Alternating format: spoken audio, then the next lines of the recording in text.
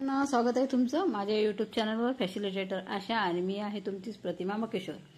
तर सर्वांची माफी मागते मी की 6 वाजता व्हिडिओ सोडणार होती, पण आमचं रिपोर्टिंग असल्या कारणानं मी व्हिडिओ सोडू शकली नाही। त्याच्यासाठी दिलगीर आहो। कारण की कसं आहे, आता हे रिपोर्टिंगचे दिवस आहे। 22 तारखेपासून 22ला मीटिंग असते आशांची आणि त्याच्यानंतर जे आहे तर सर्व बीएफचं काम चालू होते 30 तारखेपर्यंत। कारण जोपर्यंत 1 तारीख येत नाही, 1 तारखेपासून आमचे व्हिजिट असतात 20। त्याच्यामुळे हे 5 दिवसात आम्हाला पूर्ण कंप्लीट करावं लागतं सर्व आशांचं पेमेंट जे काही असेल ते सर्व सीट वगैरे सर्व। तर त्याच्यामुळं मला थोडा वेळ मिळाला नाही, थोडा म्हणजे वेळच नाही मिळाला आणि मी ते करू शकले नाही। तर आता मला एका ताईचं कमेंट दिसली, त्याच्यामुळे आता मला घरचे सुद्धा कामं असतात आणि घरचे कामं करून सुद्धा हे व्हिडिओ सोडणं म्हणजे खूप कठीण जाऊन राहिलं मला।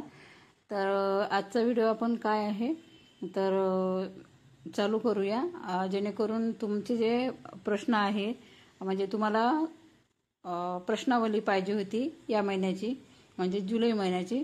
तर आपण जुलै महिन्याची प्रश्नपत्रिका याच्यामध्ये टाकत आहे आणि तुम्ही ते बघून घ्या। कारण माझ्याजवळ दुसरा मोबाईल नसल्या कारणाने मी तुम्हाला प्रत्येक प्रश्न वाचून त्याच्यामध्ये दाखवू शकत नाही।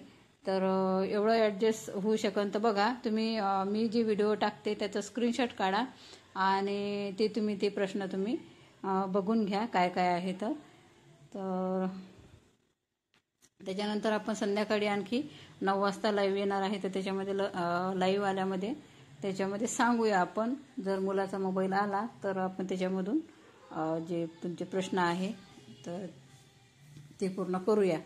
तर आता मला एवढंच सांगायचं आहे याच्या माध्यमातून की तुम्ही जे आजचा पेपर होता तर हा पेपर तुम्ही अभ्यास करायचा आणि तुमचे PSCला गेल्यावर चांगला सोडवा।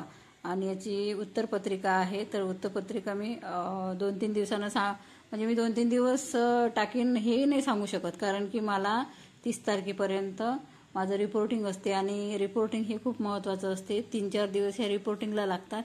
नंतर आणखी एक TH ऑफिसमध्ये मीटिंग असते ब्लॉक फॅसिलिटरची फक्त, आणि ते मीटिंग सर्व झाल्यावर हे रिपोर्टिंग झाल्यावर मग दौरे चालू होतात। तर दौरेच्या टाईममध्ये मी व्हिडिओ क्लिप म्हणजे अशा बनवू शकते।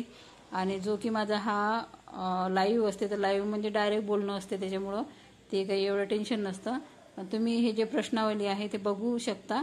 मी फ्लॅश करते याच्यावर, प्रत्येक प्रश्न मी वाचून दाखवत नाही आहे। तर तुम्ही ते बघा आणि तुमचे प्रश्न सोडवून घ्या। तर एवढंच बोलायचं होतं। आणि तुम्हाला जे माझे व्हिडिओ तुम्ही बघता त्याच्यावर कमेंट करता आणि ते मला प्रेरणा मिळते की नाही माझी व्हिडिओ कोणतरी बघते आणि त्याच्यापासून त्यांना फायदा होतो, तर मला पण चांगलं वाटते। आणि तर हे सर्व पावसाळ्यामध्ये कोणकोणते आजार आणि काय हे सर्व याच्यावरती पेपर आहे। हा 40 मार्काचा पेपर आहे आणि अतिशय सोपा असा पेपर आहे, कमी याच्यात। तर व्यवस्थित लिहा आणि बघा।